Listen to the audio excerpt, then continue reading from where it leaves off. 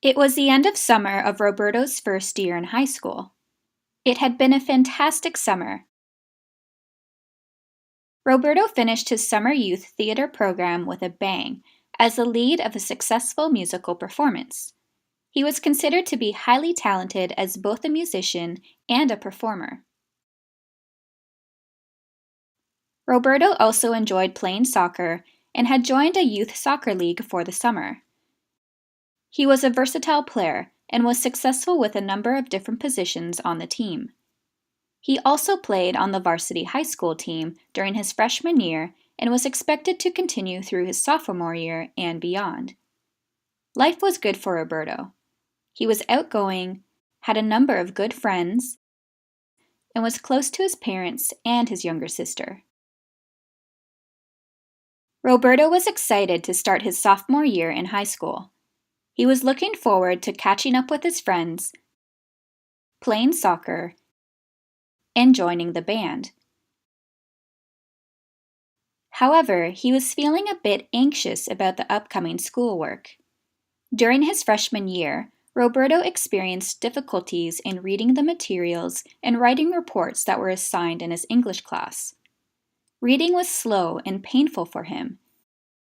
He had trouble identifying the separate speech sounds within a word, comprehending texts, and spelling accurately.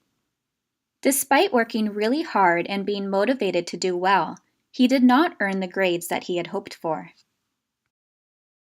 As the start of sophomore year approached, Roberto worried that he might struggle through his classes or even fail.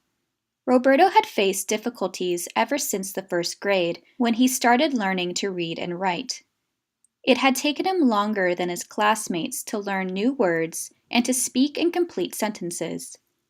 The thought that he might not be intelligent enough to handle his schoolwork made Roberto feel inadequate and quite upset at times. As the school year started, Roberto's anxiety worsened. He was in several reading and writing intensive classes, and the workload seemed overwhelming. Roberto was often reluctant to go to school and started to withdraw from his family and friends. Noticing his unusual behavior, Roberto's parents finally got him to open up about his worries. Although Roberto's parents knew that he had struggled with reading and writing when he was younger, they did not think it was anything to worry about since he had seemingly adjusted and developed normally otherwise.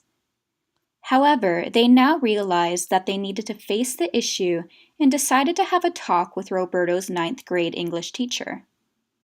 Having noticed Roberto's ability to excel musically, athletically, and in other classes, she reassured them of Roberto's academic potential. However, she suspected that he might have a language-based learning disability. Her recommendation was to seek professional help.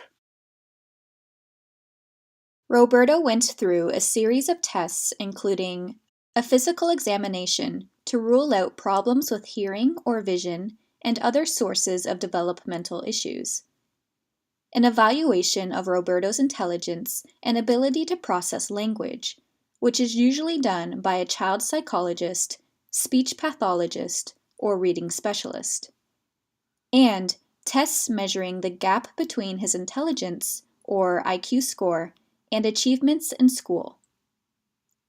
The test results confirmed that Roberto had a learning disorder called dyslexia.